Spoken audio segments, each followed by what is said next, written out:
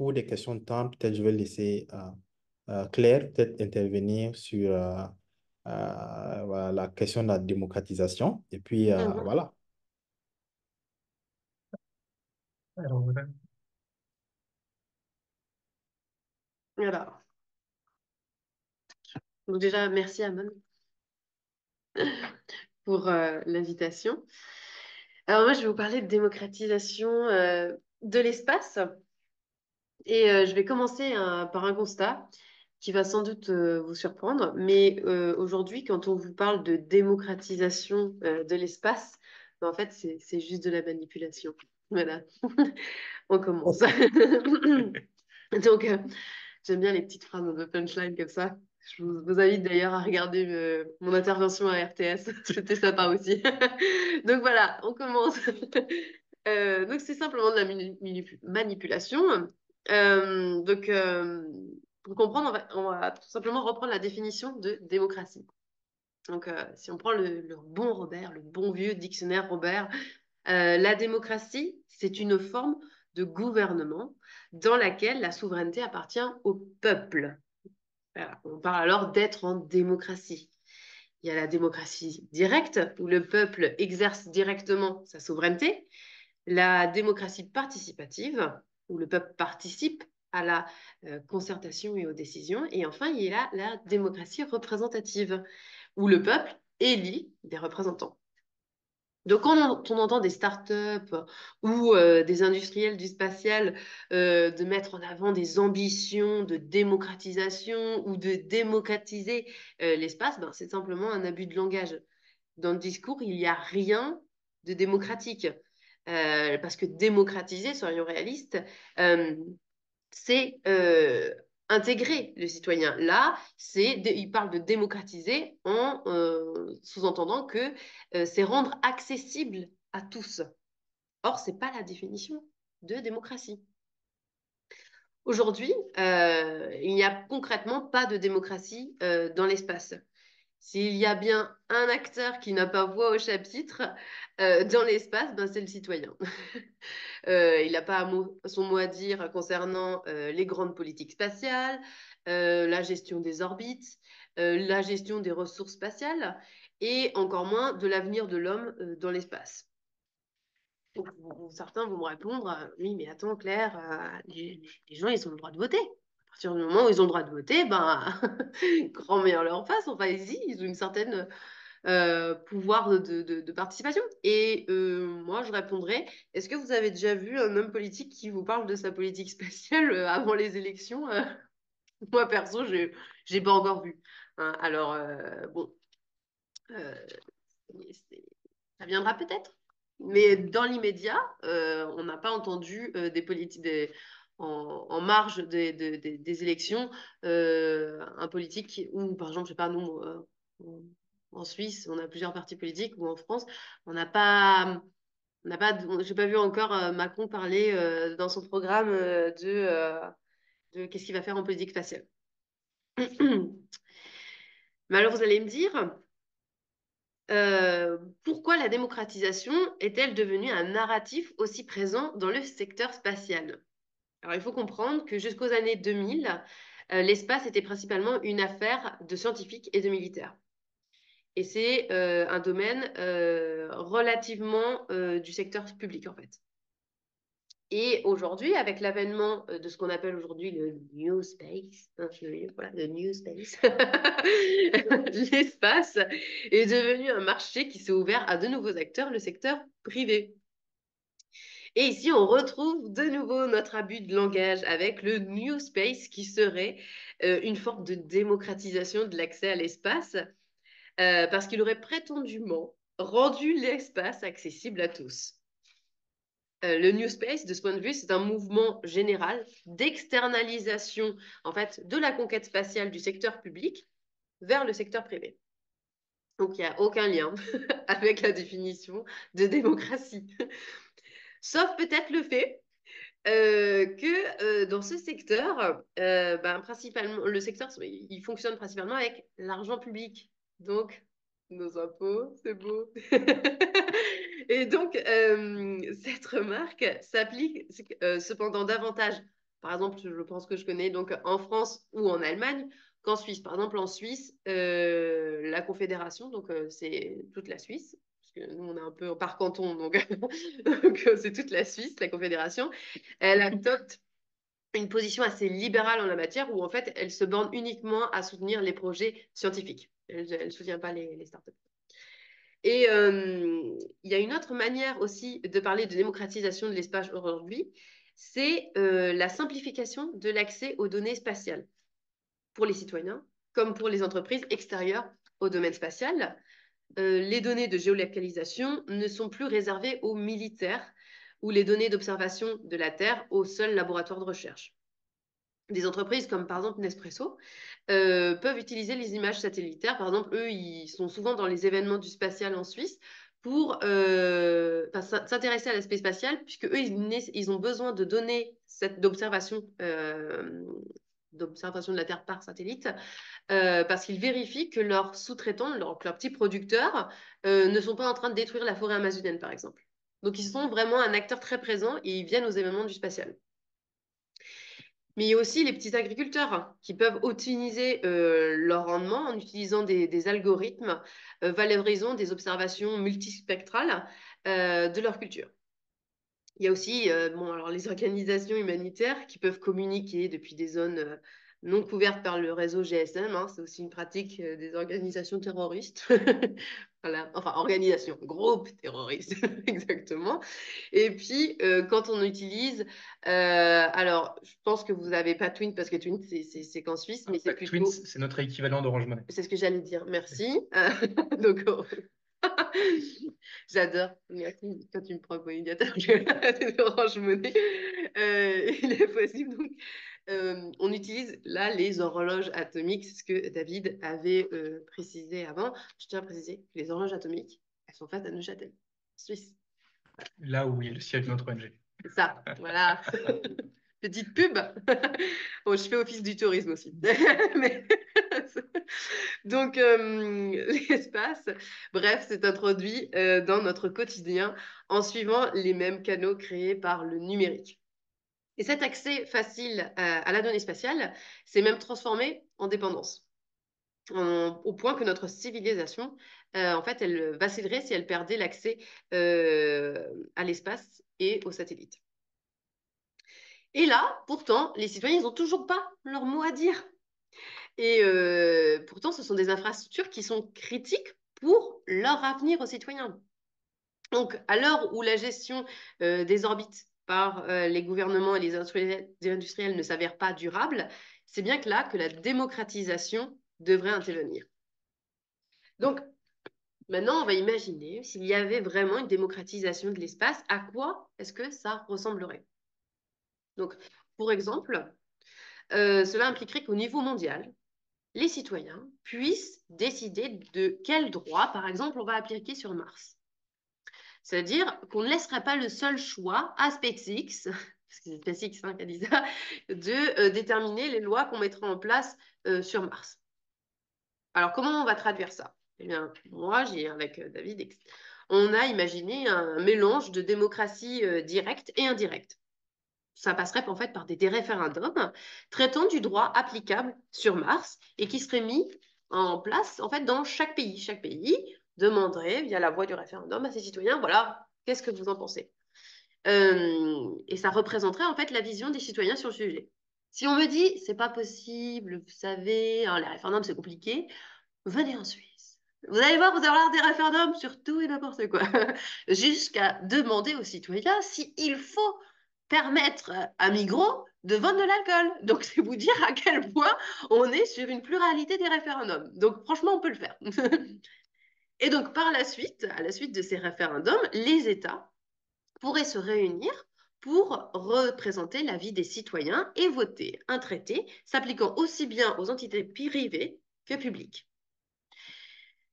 Par exemple, la question de l'exploitation de la Lune et des astéroïdes doit être aussi posée aux citoyens.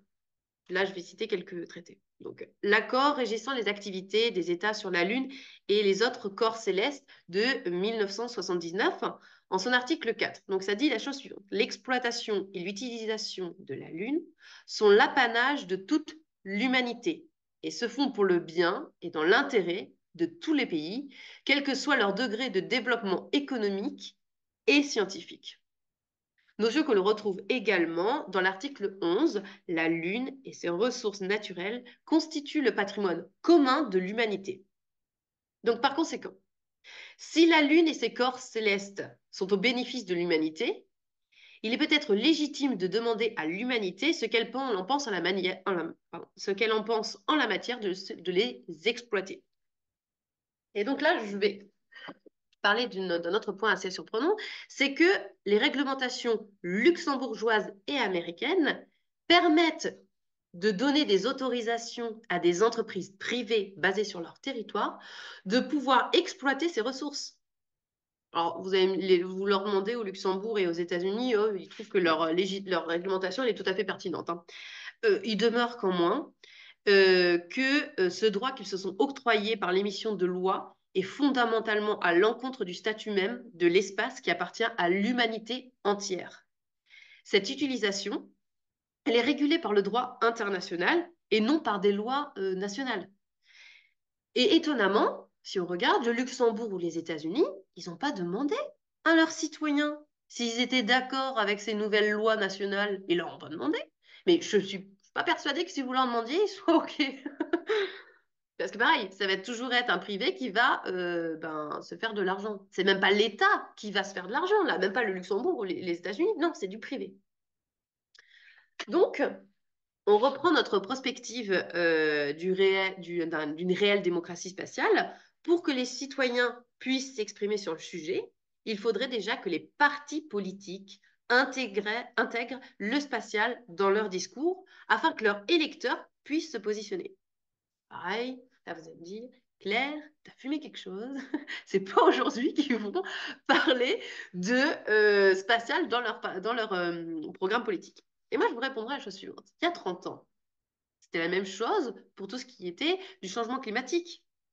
Il y a quelques années, c'était la même chose concernant la protection des données et des GAFAM. Aujourd'hui, si on regarde, tous les partis politiques parlent des aspects de protection, de changement climatique, qu'est-ce qu'il faut faire de manière durable. Et si on regarde la protection des données, l'impact des GAFAM est aussi présent dans les discours des partis politiques. Donc, on arrive à une telle dépendance au niveau spatial que ça arrivera un jour ou l'autre. Il faut juste un peu de temps.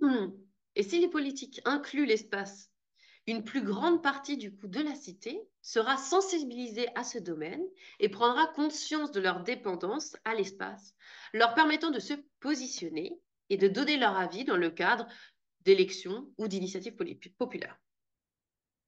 Pouvoir donner la possibilité aux citoyens d'agir sur ces questions, c'est aussi du coup l'ADN même de Cosmos for Humanity, qui permet aux citoyens, en collaboration avec les entreprises, d'être des acteurs de la protection de l'environnement orbital. Enfin, pour terminer, il est important de s'intéresser à ce mouvement de fond que nous observons derrière ce narratif de démocratiser l'espace. Alors, répéter à qui veut l'entendre que l'espace se démocratise, en fait, c'est suggérer aux citoyens que toutes les orientations actuelles en matière de spatial ont été prises en les associant, mais aussi qu'ils supportent les orientations actuelles en matière de politique spatiale, ou qu'ils ont conscience de l'importance du domaine spatial. Et par conséquent, ils consentent aux subventions publiques accordées au New Space, ou qu'ils consentent à ne pas mettre la pression sur les opérateurs de l'industrie spatiale dont l'impact environnemental se révèle de plus en plus inquiétant. Le fait est qu'aujourd'hui, on remplace progressivement la démocratie par l'influence. Cette forme de démocratie inversée qui vise à créer du consentement sans vote. Seulement les citoyens, je pose juste une question, est-ce qu'ils ont besoin d'être influencés ou d'être consultés?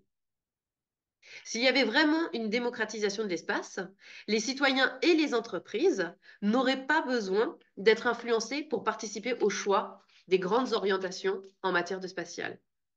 On aurait sans doute moins d'influenceurs du spatial, parce qu'allez-y sur LinkedIn, hein, vous en avez pléthore, hein, et plus de politiques qui parlent de l'espace. Voilà. Si vous avez des questions, je suis à votre disposition. Merci, Claire. Alors, j'ai une question. Je sais pas si, je pense que la personne m'a envoyé en privé, mais je vais la poser. Mais avant ça, euh, par rapport à ce que tu dis, est-ce que le fait que les politiques ne parlent pas d'espace, est-ce que c'est pas lié à une sorte de prise de conscience ou d'éducation ou des trucs comme ça? Par- Parce que ici, par exemple, le numérique, c'est on en parle maintenant.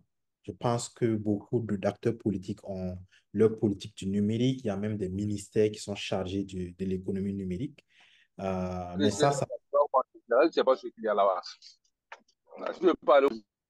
pardon. Donc, il y a même des ministères qui sont chargés du numérique. Mais l'espace, c'est pas, comme je dis, c'est très récemment, avec les soucis qui arrivent, que les gens en parlent. Mais il faut peut-être que c'est un statement, mais en même temps une question. Peut-être qu'il faut un moyen d'amener les gouvernements et les populations en général à prendre conscience, surtout dans notre zone en Afrique, parce que comme je dis, si tu parles d'espace, ben, les gens vont dire, ben ça, voilà, ça ne touche pas, on n'est pas lié à ça. Et souvent, c'est tellement hors de portée, on a l'impression que c'est Parce que tellement, là, on ne peut rien quand il veut faire. attraper les gens, On a l'impression qu'on ne peut rien faire au point où, ben voilà, on laisse ceux qui savent, les autorités, entre guillemets, et les différents experts, voilà, et propose. Donc, c'était en même temps une question avant maintenant de poser, revenir sur la question que je ne sais pas si je te laisse en parler ou je continue Ben, avec l'autre question. Oui, vas-y, vas-y. en fait, sur ce point, euh, il y a aussi déjà le problème à la base que quand on parle avec des gens qui sont du domaine spatial, des ingénieurs, etc., moi, pour l'avoir vécu, hein, ayant travaillé enfin, travaillant dans le domaine spatial depuis quelques années, il y a cette nous sommes les sachants et les citoyens n'ont pas besoin d'être informés, d'être sensibilisés, etc. Il faut savoir que cette manière de voir, nous sommes les sachants, nous savons, nous avons la science, nous sommes des ingénieurs du spatial, nous avons fait des grandes écoles. Ça va jusqu'à des personnes comme nous, en fait, qui sommes à la base, moi je suis avocate, euh, nous, on est des gueux, en fait, dans le spatial, je vous le dis franchement. Parce qu'en fait, on n'a pas. C'est un peu cette dissociation entre sciences molles et sciences dures. Et en gros, bah, nous, on est une science molle, donc du coup, ça sert pas à grand-chose. Et je pense que déjà, à la base, le problème, c'est avec ces gens qui se considèrent sachants et que les citoyens n'ont pas besoin de comprendre. Ils ne vont pas comprendre. C'est ça leur terme. C'est qu'ils disent ils ne vont pas comprendre. Mais il faut arrêter de prendre les gens pour des abrutis. Enfin, les gens peuvent comprendre. C'est pas, on va pas commencer à leur faire, leur apprendre comment ils vont calculer la variante pour qu'on arrive jusqu'à la Lune. Non, on te demande pas ça, Jacques. On te demande d'expliquer quelque chose de simple. Mais on peut le faire sans arriver dans ce que moi je trouve assez dingue dans tout ce qui est l'influence du spatial, où c'est du, excuse-moi, mais c'est du bullshit, quoi. Enfin, quand je vois j'ai un peu du mal avec cet aspect influence du spatial actuel, où je comprends pas en fait ce qu'ils essayent de nous vendre. Parce qu'à la base, un influenceur, si on regarde les influenceurs qu'on avait à la base sur YouTube, hein, et Instagram, les tout premiers, ils nous vendaient des produits, ils nous vendaient de la marchandise. Et aujourd'hui, les influenceurs du spatial, que les politiques, hein, ou même les agences spatiales sont toutes fières de mettre en avant, à part vous vendre des goodies, si on continue sur l'aspect matériel, ça va vite faire le tour, quoi, parce que les goodies des agences spatiales, là, pas 36 000, quoi. Donc, qu'est-ce qu'ils essayent de nous vendre? Ils essayent de nous vendre une vision, une politique du spatial, auquel les citoyens n'ont pas donné leur accord. Et ça, j'ai franchement du mal. Avec ça, j'ai franchement du mal de, soi-disant, rendre accessible ce domaine qui était très réservé aux sachants en faisant de l'influence. Ouais, Ouais, d'accord. Cool, je les vois. gars. Peut-être pour compléter ce qu'a dit Claire sur 3 points. Oui. La première, c'est qu'en fait, ils n'informent pas parce que c'est aussi dans leur intérêt Oui, qu'on ne sache pas ce qui se passe. absolument. Comme ça, ils peuvent continuer à faire ce qu'ils veulent. Mm. Et vu que tout ce qui est lié quand même au spatial, c'est aussi intimement lié au militaire, à l'armée, à la défense, c'est des choses qui se font quand même, enfin, dans l'esprit des gouvernants qui n'ont pas vocation à être mis sur la place publique. Mm. Le problème, c'est qu'aujourd'hui, c'est plus que des questions militaires, c'est aussi des questions économiques, mais aussi des questions environnementales. Mm. Donc, voilà, c'est pour ça qu'aussi l'effort qu'on fait nous avec Cosmos, c'est d'informer les gens. Il faut que les gens en aient conscience. Par exemple, Ouais. juste en parlant là, tu parlais de l'aspect environnemental. Euh, là, il y a par exemple les données des satellites qui sont en train de brûler, qui rentrent de nouveau dans l'espace. Cette combustion, elle n'est pas calculée. Il n'y a pas de chiffre sur qu'est-ce qu'elle provoque sur l'environnement terrestre. Là, on s'est rendu compte que, là, si vous regardez, il y a eu dernièrement un film aux États-Unis, il y a eu un accès YouTube gratuit. Comment ça s'appelle Camille Etienne, si jamais ça vous intéresse. Elle a fait un reportage sur les PFAS qui est super intéressant. C'est sur YouTube gratuit. Et ces PFAS, je mets ma main à couper vu leur utilisation, qui sont aussi présents dans la construction des satellites. Je suis en train d'investiguer cette question. Je suis sûre qu'ils sont présents dedans. Et quid de qu'est-ce que ça donne quand ils brûlent dans l'espace, en fait? Est-ce que ça retombe après dans l'air? Est-ce que ça retombe après dans l'eau, etc. Enfin, il faut qu'on ait conscience de ce problème-là, qui est en fait le PFAS. Il faut savoir, c'est un perturbateur endocrinien qui est costaud. Hein.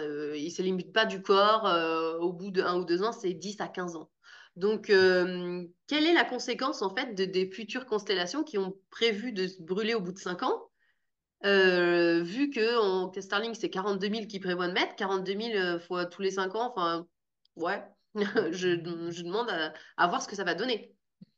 Après, le deuxième point, c'est justement, c'est qu'ils n'en parlent pas parce qu'ils considèrent que soit c'est pas une Mm, priorité mm, ou c'est pas un problème ou il y a d'autres problèmes environnementaux en fait. mm, Sauf qu'en fait, c'est comme si on disait, bah, on a des produits chimiques sur Terre, donc on va dépolluer la Terre, donc on va mettre ça dans un lac. Puis après, on va faire de nouvelles études, on va se rendre compte que le lac est pollué. Du coup, qu'est-ce qu'on fait? Ben, on va prendre les pollutions, on va les mettre en orbite. Et puis on va se rendre compte qu'en fait, ça redescend et que ça va faire quoi? Polluer la Terre. Et au fait, c'est une forme de boucle en fait. C'est pour ça qu'à un moment donné, il faut arrêter de penser en termes de est-ce que c'est important, pas important? C'est une manière de penser de manière globale, en fait. Voilà. Et de penser les orbites. Donc, on est dans un grand tour, en fait, et les orbites font partie de ce tour. Et c'est pour ça qu'on parle de cosmos, en fait. C'est parce que c'est considéré que les orbites, c'est déjà de l'environnement terrestre. Ouais, Et le troisième point, pour répondre à la question initiale aussi, c'est pourquoi c'est important que les citoyens en entendent parler, en fait. Simplement parce que on en revient à une pensée un peu plus ancienne maintenant, qui est celle de la déclaration de Rio de 92. En fait, les années 90, c'est vraiment le moment où on commence à se rendre compte que l'humain, il a un véritable impact environnemental sur notre planète et qu'il faut commencer à arrêter de faire n'importe quoi et qu'on comprenne, voilà, et qu'on commence à agir. Et on s'est rendu compte, ouais, dès le départ des 92, que oui, si on veut protéger l'environnement, eh bien, il faut associer les citoyens. Il faut que les citoyens participent à la préservation de l'environnement. Et c'est pour ça qu'il faut informer les citoyens. Sinon, ça ne sert à rien, en fait. Et d'où la manœuvre de Cosmos d'informer, de donner les moyens d'action aux citoyens ouais, de faire un peu changer les mentalités. ouais, ouais, ouais. Super, super. Et ça me permet de poser la question sur le contexte actuel dans le Sahel. Vous êtes sans ignorer que actuellement, l'idéologie ou disons le terme qui est en vogue actuellement, c'est la souveraineté. OK? Que ce soit militaire ou même démocratique maintenant, parce que maintenant le Sénégal fait partie voilà, de cette idéologie-là. En tout cas, ils vont démarrer d'ici là. Qu'est-ce que vous pensez, quel est le lien qu'on peut faire entre les questions de souveraineté et les questions spatiales? Ah bah, les deux sont intimement liés, en fait. Enfin, c'est peut-être pas suffisamment développé, ou j'ai oublié aller assez rapidement, mais enfin, l'espace est un lieu d'exercice de la souveraineté, en fait. C'est-à-dire que si on considère que les données d'observation sont hyper importantes, alors pour l'agriculture, pour la mer, ou pour surveiller ce que font les groupes terroristes, et ben dans ce cas, vous devez forcément avoir vos propres moyens, en fait. Parce que si un jour, votre allié d'aujourd'hui devient votre ennemi de demain, vous n'avez plus accès aux données. C'est-à-dire que vos agriculteurs se retrouvent en difficulté, vous leur avez appris pendant 10 ans à utiliser les données spatiales et à cultiver avec les données spatiales, maintenant ils ont plus accès, ils font comment? Vos militaires ne savent plus travailler sans GPS, et le problème, c'est qu'ils ne savent plus utiliser une carte, donc vous êtes en difficulté, c'est ce qui se passe avec les armées européennes aujourd'hui. Bref. Euh, donc il y a forcément besoin, en fait. Et la souveraineté de ce point de vue-là, c'est criant. Enfin, c'est pour ça qu'aujourd'hui, il y a la multiplication des constellations. C'est parce que chaque État ou chaque région va avoir sa propre constellation. Chacun va avoir ses capacités d'observation, chacun va avoir ses capacités de communication, et ainsi de suite. Le risque étant qu'après, si on ne se positionne pas rapidement, le coût sera exorbitant. Et on sera en fait, les pays qui n'auront pas réagi à temps seront les vassaux en fait de ceux qui étaient présents dès le début. Ah. Juste pour, comme David a dit qu'au World Trade Institute, ils étaient à dire... alors, en fait, c'était pas enfin, j'ai eu deux sons de cloche. J'ai eu une autre conférence où c'était les États-Unis veulent s'accaparer l'orbite basse. Alors, déjà, c'est pas une concession qu'on loue aux États-Unis. Donc déjà, là, il y a un problème. Mais après, ça va jusqu'à tenir un discours de dire que comme ils sont les gendarmes du monde, ils veulent créer un vaisseau spatial. Et je sais pas pour rire, hein, je répète ce qu'ils disent. Un vaisseau spatial avec des gars dedans qui auraient la possibilité de tirer. Alors, je sais pas comment ils tirent dans l'espace parce que je pense que le gars n'a pas vraiment compris qu'il n'y avait pas de gravité, mais bon, tirer sur les satellites qui auraient un mauvais comportement dans l'espace. Et ça, ce vaisseau, bien sûr, comme les États-Unis sont allés les premiers sur la Lune et sont les plus présents dans l'espace, bah, c'est eux qui doivent gérer ce vaisseau. Ouais. Donc là, il y a vraiment un problème de souveraineté parce que du coup, on sait bien évidemment tous ici que les États-Unis sont absolument neutres. Donc, enfin, à quel point c'est eux qui doivent décider de toi tu vis, toi tu meurs. Enfin, c'est là que toute la problématique est aussi là. Et pareil, pour terminer sur ça, c'est là où la question de la souveraineté rejoint la question des communs, en fait. Parce que qu'est-ce qui est le plus pragmatique, en fait? C'est que chaque État ou chaque région a sa propre méga constellation, ou est-ce qu'on est une méga constellation gérée en commun par les États pour produire le même service? C'est ça, Alors, exactement. est-ce qu'il vaut mieux avoir un puits chacun dans sa maison ou un grand puits au milieu du village que tout le monde entretient? C'est ça la problématique, en fait. Et en fait, on a déjà les exemples sous les yeux, en fait. Enfin, on a déjà fait ça. On n'est pas obligé de refaire n'importe quoi, en fait. Donc, ce que tu dis, c'est qu'on peut faire les deux ou on doit choisir un. Voilà. En fait, si on ne s'entend pas, si on ne se coordonne pas, tu sais, c'est comme avec la ReFi, etc., Gitcoin, c'est la question de la coordination. Tout est une question de coordination.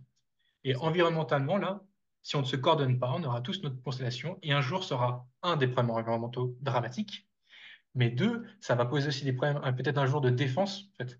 Parce que les constellations aujourd'hui, pour éviter elles se touchent entre elles, elles sont sur différentes orbites, différentes altitudes, l'une au-dessus de l'autre.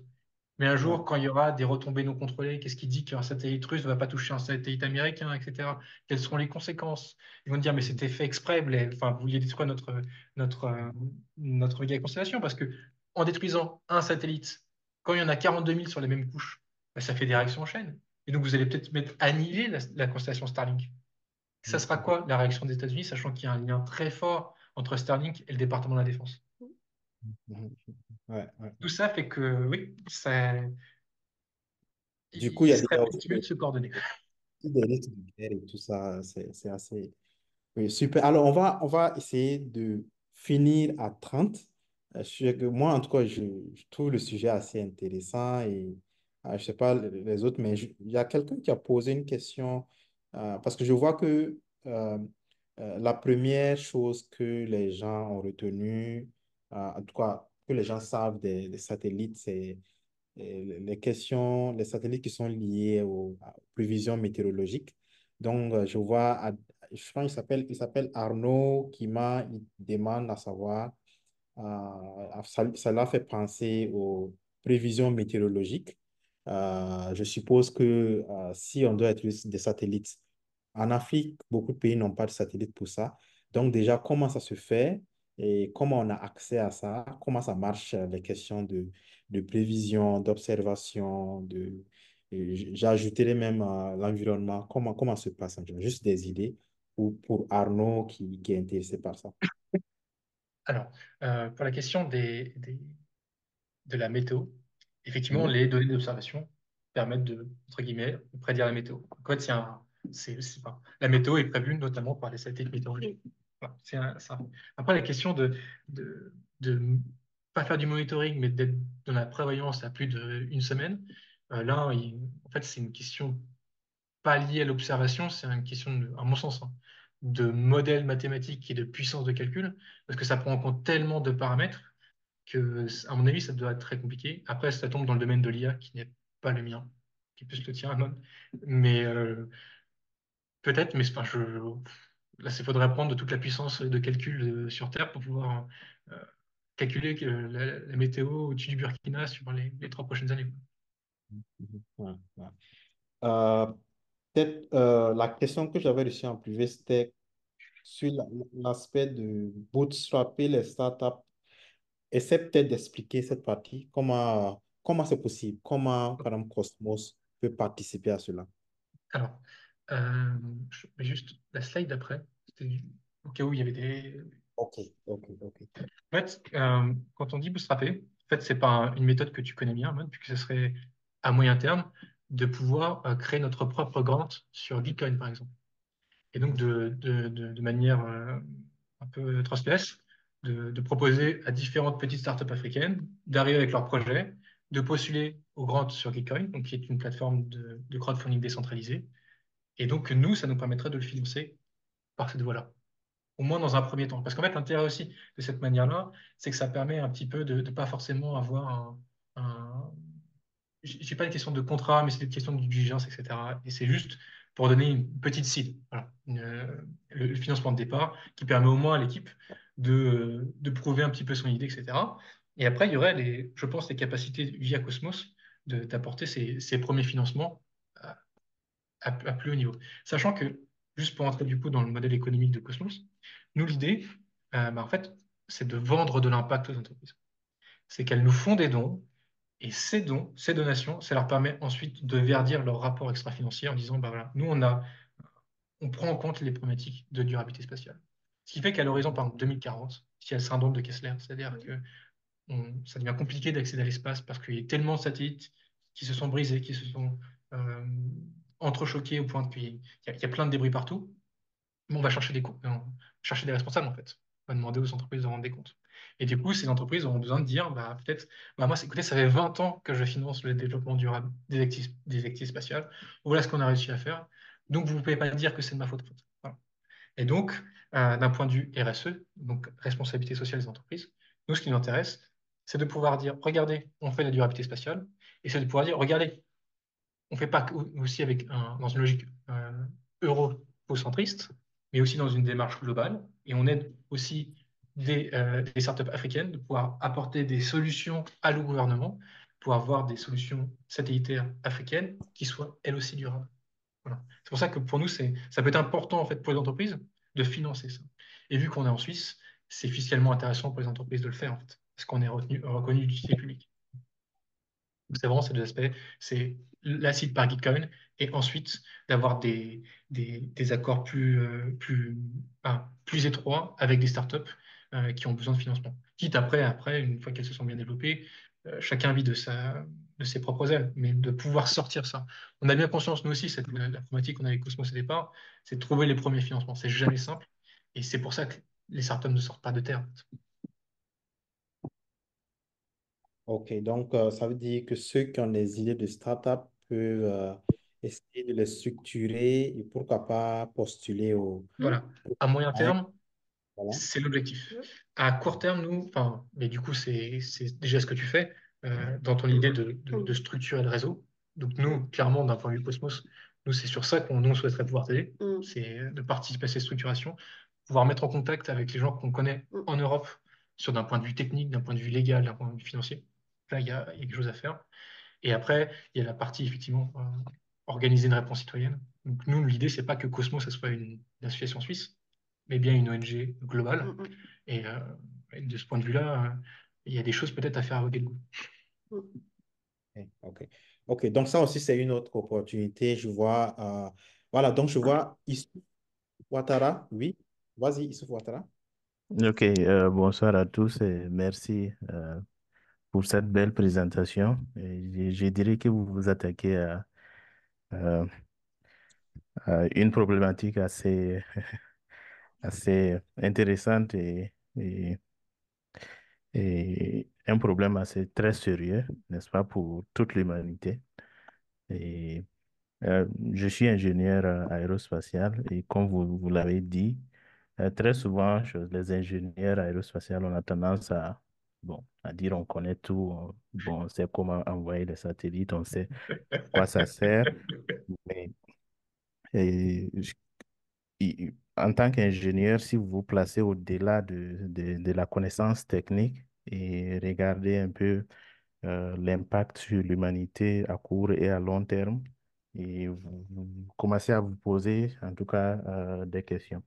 Donc, j'ai une remarque et une question.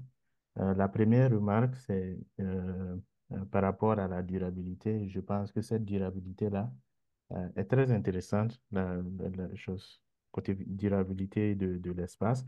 Et je pense aussi que ça rentre un peu dans le même cadre que l'intégration africaine, n'est-ce pas? Au lieu que les pays envoient des satellites chacun, n'est-ce pas? Ce sera des petits satellites qui vont juste pouvoir faire résoudre que des problèmes très limités. Mais si les pays se mettent ensemble dans cette optique de l'intégration africaine, mettre en place des satellites qui sont assez solides, qui peuvent, euh, n'est-ce pas, collecter des données sur plusieurs aspects, un seul satellite qui collecte des données sur plusieurs aspects et qui sert à tous ces pays-là. Donc, au lieu d'envoyer 10 pays, au lieu d'envoyer 10 satellites, n'est-ce pas, ils peuvent se regrouper, envoyer 2 ou 3 satellites, n'est-ce pas, et dont tous les pays peuvent bénéficier. Donc, je pense que il serait encore très intéressant qu'on continue cette réflexion-là de la durabilité, n'est-ce pas, de l'utilisation de l'espace et la problématique de l'intégration africaine. Je pense que ces deux questions peuvent, peuvent aller ensemble. Donc, ça, c'était ma remarque. Et j'ai une question qui m'est venue quand vous avez parlé de votre modèle économique, n'est-ce pas? Donc, des entreprises qui vont investir chez Cosmos for Humanity. Et en investissant chez vous, c'est comme s'ils investissaient dans la durabilité de l'espace. Euh, ma préoccupation est que est-ce que des entreprises ne vont pas profiter, n'est-ce pas, de cette euh, blanchir leur image auprès du cosmos, n'est-ce pas? Pourtant, en arrière, ils font des activités euh, qui sont tout à fait contraires, n'est-ce pas, à cette optique de durabilité. Je prends l'exemple de SpaceX, où en quelques années, le nombre de satellites envoyés par SpaceX, ça fait 50% de tous les satellites qui existent en orbite. Qui est dans une société ou dans un monde serein, ça ne devrait pas se faire. Donc, supposons par exemple que SpaceX vienne voir Cosmos, n'est-ce pas, pour investir dans la durabilité euh, du spatial, tandis que derrière, ben, on sait comment est-ce que les satellites de SpaceX impactent négativement sur cette durabilité-là. Est-ce que votre ONG a cette capacité-là, n'est-ce pas, euh, au-delà de l'investissement que la société fait, d'avoir un regard en arrière sur les activités de la société? Merci. Alors, merci beaucoup, Issouf. Mm. Des remarques très intéressantes. Alors, sur votre première remarque sur les satellites. Alors, juste déjà avant, en fait, on n'a rien contre les ingénieurs, parce que le témoin de mariage de Claire est un ingénieur spatial. En fait, on a des liens assez intimes avec une startup française qui s'appelle Hyperspace. On se connaît depuis un bail. Et donc, non, non. 10 ans. Donc, non, non. On aime bien les ingénieurs spatiales. Et parfois, on se prend la tête, mais c'est amical.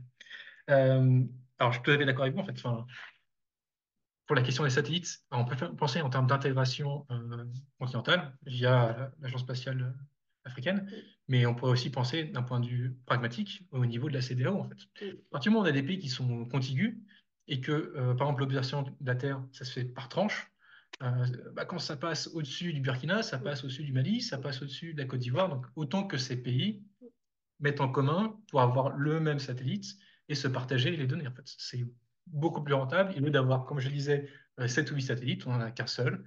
Plus il est en orbite basse, il fait énormément de repassages par jour, donc ça devient rentable pour tout le monde. Je suis tout à fait d'accord. Je l'ai pas forcément écrit, mais je l'ai pensé comme ça. En termes de durabilité, il faut penser en termes de gouvernance et il faut de la coordination. Voilà. C'est pour ça qu'il y a ce lien, ce continuum durabilité-gouvernance. Ensuite, en ce qui concerne le modèle économique, alors, on ne parle pas à proprement parler d'investissement. Ce sont des donations.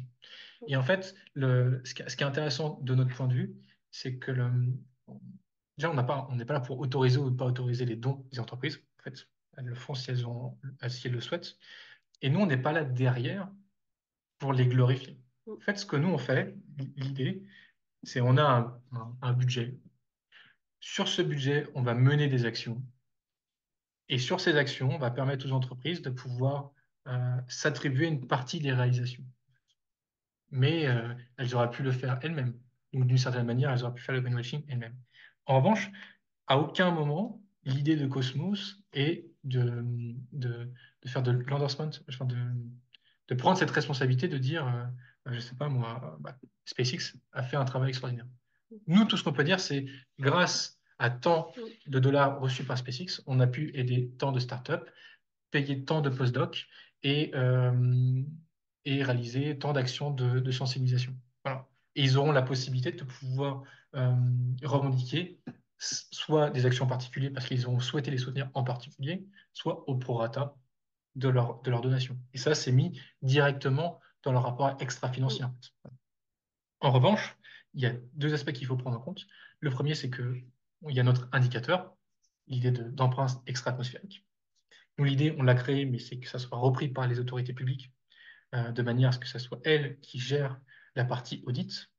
En revanche, il y a un deuxième aspect qui est celui de notre label, et ça, on y tient beaucoup, c'est-à-dire que c'est les citoyens qui vont récupérer des données concernant différents critères des entreprises. Et le troisième critère de ce label, le premier critère, c'est la documentation volontaire de l'empreinte extra-atmosphérique. Le deuxième critère, c'est la prise en compte des citoyens dans leur démarche RSE. Est-ce qu'ils communiquent avec eux? Qu'est-ce qu'ils ont fait comme procédure, comme démarche pour écouter les citoyens? Et le troisième point, c'est un peu une mesure, entre guillemets, d'exception. C'est permettre aux citoyens de dire, est-ce que, au regard de la politique générale de l'entreprise en matière environnementale, est-ce que cette entreprise mérite d'avoir notre label? Et donc, si, par exemple, pour SpaceX, son impact environnemental est négatif, de dire, merci d'avoir donné notre argent, on a fait tant d'actions grâce à vous, mais on ne vous soutient pas. Et même pire que ça, c'est qu'on n'a aucune honte à dire ce que vous avez fait de mal. Voilà. Ok, ok. Non, merci à Youssouf pour cette Mais merci, Sou, c'était très, très pertinent. très, très pertinente. Peut-être une dernière question. Bon, je voulais qu'on arrête à 30, mais je pense qu'on va, comme il y a des questions, on laisse aller. Il y a une question dans le chat. Wally qui demande concrètement quelles actions peut-on mener pour éviter la pollution spatiale. Donc, je pense que le keyword ici, c'est concrètement. Ouais. Concrètement, par exemple, éviter de faire des satellites. Avant, les satellites, c'était de l'orfèvrerie, c'était de l'horlogerie, c'était magnifique. Et maintenant, on tombe de plus en plus vers faire des satellites à la chaîne. Et donc, ça veut dire des satellites qui n'ont plus facilement en panne, en rade, une fois qu'ils sont dans l'espace. Donc déjà, il faut arrêter avec ça. Moi, ça fait 10 ans, il y a 10 ans, on en avait parlé, on était un gars de chez Ariane qui était tout fier de me dire, ouais, maintenant on fait des satellites en chaîne, etc. C'est génial. Mais le gars va faire de l'aspect écologique, donc déjà, il faudrait penser à ça, arrêter ce point-là. Et puis après, pour éviter cette... En fait, le problème de la pollution spatiale, c'est qu'aujourd'hui, si on écoute certains spécialistes, le problème, on peut déjà plus reculer. On a déjà trop de choses, le syndrome de Kessler a déjà commencé. Et donc, il s'agit plutôt de savoir comment on va le faire retarder, en fait, l'implosion, quoi, en gros. Et quand on voit, bah, par exemple, il y a des entreprises qui essayent de récupérer des gros satellites, bon, bah, maintenant, il faut que les actions, elles se fassent. Et puis, il y a des petites startups qui commencent aussi à avoir des idées de récupération des petits débris. Mais le problème, c'est que en matière de financement, ils se retrouvent face à des gens qui leur disent, mais il n'y a pas de business model. C'est quoi votre business model, les gars? Quel est le retour sur investissement quand vous allez chercher quelque chose dans l'espace? Ça coûte des millions, mais derrière, on récupère quoi? Et c'est ça le problème. Nous, on le voit, nous, on a commencé, on nous disait déjà, vous n'avez pas de business model, même s'ils n'ont pas compris qu'on n'a pas de business model puisque nous sommes une ONG. Mais quand on parle avec ces petites startups ou ces startups, enfin, il y a ClearSpace, il y a tout ça, etc. Mais enfin, soyons réalistes, Astroscale, ça a l'air de marcher. ClearSpace, ils sont dans une situation financière catastrophique. Ils ont viré tout leur personnel en Suisse. Ils sont maintenant plus qu'en UK, donc en Angleterre. Donc il y a vraiment un problème en fait. Euh, Après, je ne dirais pas que ClearSpace c'est que sur l'investissement. Il faut encore investiguer pourquoi. Je ne sais pas vraiment encore, parce que c'est un peu bizarre. Mais après, il y a les autres boîtes. Ben, nous, on a fait un Cosmos After Work. Il y a une personne de Genève qui est venue et qui a quand même eu l'idée de créer un satellite, un petit satellite qui récupère les micro-débris. Et pareil, il nous disait, je ne trouve pas de financement. On ne nous finance pas parce qu'il n'y a pas de business model. Et en même temps, c'est enfin, pour ça que nous, on n'a pas un modèle économique pour la gestion de Cosmos. Enfin, c'est un modèle, c'est un modèle économique et pas un business model. La nuance est assez particulière parce qu'on n'est pas là pour faire des activités lucratives. En revanche, notre démarche permet à des entreprises d'avoir un business model, en fait, qui est de celui de créer cet impact. Nous, on donne les moyens financiers de l'impact et ces entreprises le permettent. Et c'est pour ça que pour nous, il y a une forme d'opportunité pour la durabilité spatiale en Afrique, parce qu'il y a le double combo, en fait. C'est d'avoir la startup qui est capable de proposer d'aller récupérer des débris, et c'est pas n'importe quelle startup, c'est une startup africaine, en fait. Donc pour l'entreprise qui se dit, bah, mais c'est un super business pour moi en termes de verdissement de mon rapport extra-financier, en fait. Je fais de l'environnemental et je fais du sociétal en même temps. Mhm. Mhm. Ouais. Ouais. OK. OK. Ben, super. Alors, je suis sûr que la discussion va continuer, mais déjà, peut-être informer à tous comment contacter ou bien comment suivre Cosmos for Humanity, vos différents projets à court et moyen terme. Et puis, ben, je pense qu'on va terminer avec ça pour que bon, les autres puissent suivre votre N'hésitez actualité. pas à prendre le petit QR code. En fait, ce QR code vous renvoie vers notre LinkedIn, enfin notre Linktree, Linktree. pardon. Donc là, vous aurez tous les réseaux sociaux. Et si vous voulez en savoir, alors d'une part, beaucoup plus sur les questions des pollutions spatiales et ce que fait Cosmos, vous allez sur Devenir un Cosmos Ranger sur notre workspace. Et ensuite, de là, si ça vous intéresse, bah, on vous invite à adhérer à notre ONG et à nous rejoindre ou à créer peut-être à des antennes locales de Cosmos dans votre région. Donc, ça veut dire que tout le monde peut adhérer. Alors, Oui. c'est assez récent. On s'est mis un coup de fouet en début d'année parce que jusqu'à présent, ce n'était pas possible. Parce qu'on voulait d'abord avoir un produit. Et ce produit, maintenant, on a notre site et un espace de travail derrière avec tout ce qu'on a fait depuis 3 ans en termes d'expliquer quelle est notre démarche, la stratégie, etc. Et maintenant, l'effort pour 2024, c'est de structurer une communauté et d'avoir une communauté qui soit globale. Voilà. Donc, chacun a sa petite pierre et surtout à son niveau peut avoir un impact important en fait. Voilà. OK. OK, donc vous avez entendu, si vous voulez rejoindre, vous pouvez... j'ai déjà scanné le lien, je vais vous envoyer ça dans les chats, mais aussi essayer de scanner si vous pouvez. Donc, merci encore, Merci à Merci à toi. toi, Manu. Claire, pour le temps. J'avais prévu 1 heure, mais je pense qu'on a fait plus d'1 heure. Ça veut dire qu'on peut les inviter la prochaine fois encore. Il y a beaucoup à dire. Il y a beaucoup à dire. Je pensais qu'il n'y aurait même pas de questions, mais il y a au moins 3, 4 questions. Donc, ça veut dire que le sujet est quand même là. Et donc, il faudra qu'on continue à discuter de cela. Et voilà, Pourquoi peut-être, pas voir avec aussi Pamela de Telsapt. Oui, en fait, on a une amie oui, qui a beaucoup travaillé dans le domaine, enfin au Cameroun, sur Mm, travailler avec à faire en sorte que les étudiants reviennent au pays mm. avec ce qu'ils ont appris pour construire des choses au pays, en fait. oui. Et donc ça, OK, c'est vraiment une thématique, je pense, qui peut t'intéresser aussi. super, super. Tout ce qui peut permettre à l'écosystème de se développer, d'apprendre plus. Voilà, il faut qu'il y ait plus d'acteurs parce que peut-être aussi que c'est ça qui manque. C'est-à-dire, plus il y a des acteurs, plus en fait les autorités commencent en fait à ouvrir l'œil et à voilà, être en fait informés. Donc, C'est ça. on va Et faire ce que surtout, l'on peut à notre niveau et puis je suis sûr qu'on va compter sur vous également. Et puis voilà. c'est ça. Merci encore. Mais on en parle enfin, juste, je rajoute encore On une couche, s'arrêtera jamais. Hein. mais ce qui est vraiment très important en fait aussi à ce niveau-là en termes de réseau, c'est de bien voir que les gens sont pas seuls en fait. À partir du moment où on comprend qu'on n'est pas seul et qu'il y a des gens qui Mhm. peuvent vous aider, alors effectivement c'est pas toujours simple de pouvoir aider sur le plan financier, mais il n'y a pas que ça. C'est sur le plan Ouais. technique, sur le plan de stratégie, de s'aider, de Mm, s'ouvrir des portes mutuellement, c'est hyper important en fait. mm, Et je pense qu'il y a effectivement un effet de réseau à ce niveau-là qui est très important à construire. Ouais, ouais, ouais, le réseau, c'est vrai, c'est vrai. OK. absolument. Au moins, on a une dizaine, presque 20 personnes voilà, qui sont connectées à Cosmos. Moi, je vous encourage, allez-y, likez leurs différents réseaux, suivez ce qu'ils font. Voilà. Et puis, si vous voulez plus de questions, contactez-les. Si vous avez peur, Absolument. contactez. Clairement. Parce qu'il y a des gens, je vois certains qui m'écrivent en perso sur ça après, donc il n'y a pas de problème, on peut toujours relayer. Et puis, Mm. il faut qu'il y ait vraiment des gens qui s'intéressent à ça. Merci à ceux qui ont posé des questions. Oui, Issouf, vraiment, Merci. merci beaucoup. Mm. voilà, Wally, Arnaud, merci. Donc, on espère, on aura d'autres conférences sur le New Space. Le New Space, comme Claire dit.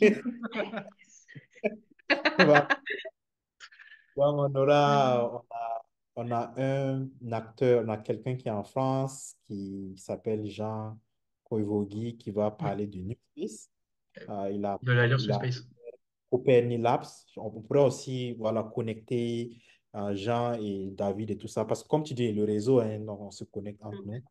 Et aussi vous inviter. Et voilà quoi. J'espère qu'on pourra faire plus de choses ensemble. Donc, merci encore. Merci à ceux qui sont restés jusque-là. Et on se retrouve la prochaine fois pour parler. Il faut pas que est-ce que je vais dire? On va parler de la physique atomique du nucléaire. Voilà. Donc, Super. voilà. Donc, Grand sujet dans l'espace aussi, le nucléaire. Oh non, ah non, on commence pas. David veut encore 30 minutes. Non, non, non, non, j'arrête. Je peux le faire taire si vous voulez. Il Donc, ne merci reparlera plus par encore, contre. on reste en contact, hein. Oui, oui, on se tient au Claire, courant. enchanté. Et on garde le contact. Ça marche.